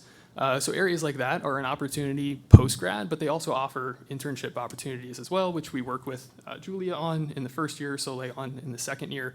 And the team is super helpful in helping you find opportunities, refine your resume, refine your cover letter, and get into those so you can make those steps. But like Antoine mentioned, it's not always going to be a perfectly linear path, so I am open to other opportunities as well, just getting that experience, even if it's not directly related, that will eventually get me into those positions. Great, thank you. So I think we have time for maybe one, possibly two more questions. So we'll take that one, and then we'll come to you, and then we'll wrap up. Thank you for an amazing open house. I guess my question is for Antoine and Julia. In previous hour, we heard a lot about university's amazing career services, and if they influenced or contributed for you to get your current positions. If you can share, I would appreciate if you can share your experience. So direct contributions about what if they directly gave me the job posting, I'm not an example of that. However, when it comes to direct contributions, I would say just in the skill of looking for a job.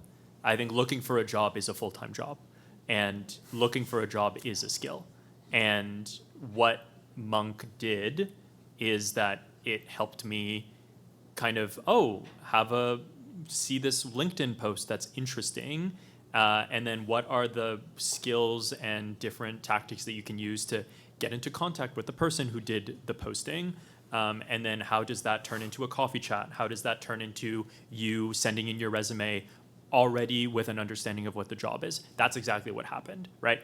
I would not have gotten my first job out of Monk the way I did without Monk. Now, I probably would have gotten another job, or maybe I would have gotten the same job and it would have been like a much more stressful affair, but I was able, I never felt that things were out of my control when I was looking for a job, either during the program or immediately after the program. Yeah, I agree with that. Coming from a really large economics undergraduate program at McGill, I wasn't super familiar with like really what career services could do for you, but I think joining like a tight-knit community like Monk, I really was able to take advantage of all the services they offered. I got my resume reviewed several times. I got my cover letter checked for a specific posting each time to get that support, which I think is different than a lot of other programs. I think also just the strategy that goes into the job search, as Antoine mentioned, was really key. Kind of being able to take tangible outcomes from a coffee chat, keep those people in your network. Monk really helps you build those skills. As well, I think even kind of beyond getting your internship or whatever that may be, the MPP career office really helped me. I was emailing very last minute, hey, I have a salary negotiation coming up. I need some tips. Can you please get back to me? And always I received a response in time to be successful in that next conversation I was having with a future employer. Great, thanks. So the last question? Yeah, a little bit of a practical question. I think, Julia, you had mentioned that in your, like you did your internship and you kind of stayed on with that in your second year. So like, how did you balance that? How did you balance having a job and being all in the program? That is a great question. I look back at that time in my life. It's a very busy time in my life. I think it was really, the internship helped me kind of align my focus areas for a second year to be more digital government focused.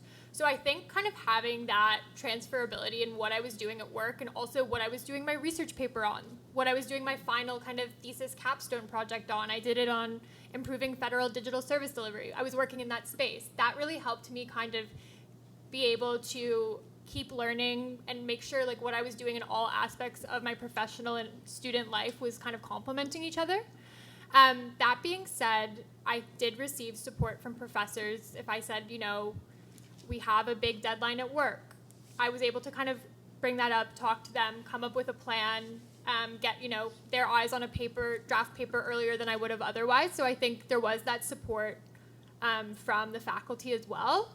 I think it really comes down to time management skills, which that helped me build, but also just really like what you put into Monk is what you get out of it. And I knew that putting a lot into Monk and putting a lot into my work was what was kind of my priority at the time. Thank you. Great, thank you. So with that, we wrap up our panel. I just want to say a huge thank you. Yeah, a huge thank you to our speakers for for being so generous with your time and your stories. And thank you all for joining us. Now, don't move. Before we break out, we're going to ask you to choose. So now comes the moment, whether you're want more information on MPP or more information on MGA. So if you're staying and you want to go into the MPP breakout room, you're staying in this building and lunch is provided here. And if you're considering and want to hear a little bit more about the MGA program and participate in that breakout room, you're going to grab your lunch at 315 Bloor. So don't take a lunch here. We've separated them. We've guesstimated how many people are going to go where. So your lunch is waiting for you at 315 Bloor. So please break out there. And just one more second, Rajan's going to say something. Thank you to all the panelists. Thank you, thank you, thank you. You guys were amazing.